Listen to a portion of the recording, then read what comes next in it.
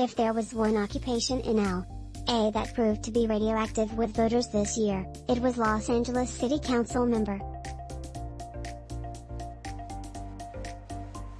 With corruption scandals, a protracted homelessness crisis and, in the campaign's final weeks, a secret recording of racist remarks by city leaders, council members found they were repellent to a significant share of the electorate.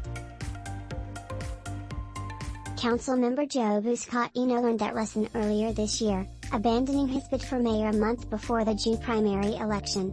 Councilmember Kevin de León, another mayoral candidate, landed in a distant third place in that contest.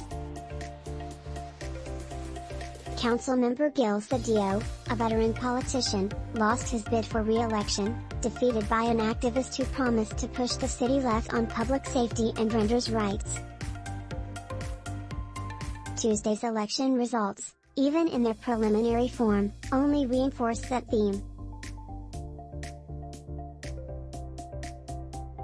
Certified public accountant Kenneth Mejia, a fierce critic of the City Hall establishment, easily vanquished his opponent, Councilmember Paul Koretz, in the race for city controller.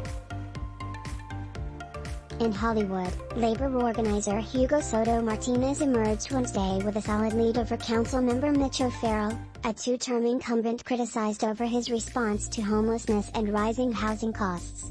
"I think there's a real feeling among voters of needing to clean house," said Loyola Law. "And the messiest house right now is City Hall. You cannot escape the corruption issues, the racism issues, and the inaction when it comes to homelessness."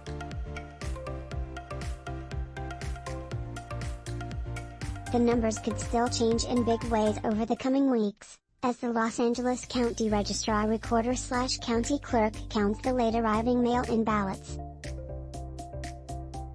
Still, if the results follow the trajectory that played out in the June primary, the remaining ballots could be even more hostile to sitting council members, who earn more than $229,000 per year and represent, on average, about 260,000 people.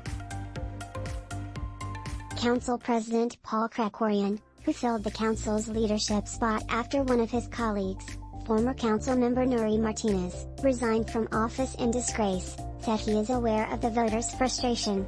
At a time when the city is going through great crisis, great division, it's Sunday. "We have a lot of work to do on the city council to restore confidence." Council members, those who were campaigning and those who weren't, had largely sought to distance themselves from colleagues who had gotten into different forms of trouble. They argued that the city is making substantive progress on homelessness, a point of view that is greeted skeptically by many Angelenos. Alex Fumero, a volunteer with the Soto-Martinez campaign, was one of those who pushed hard to oust O'Farrell.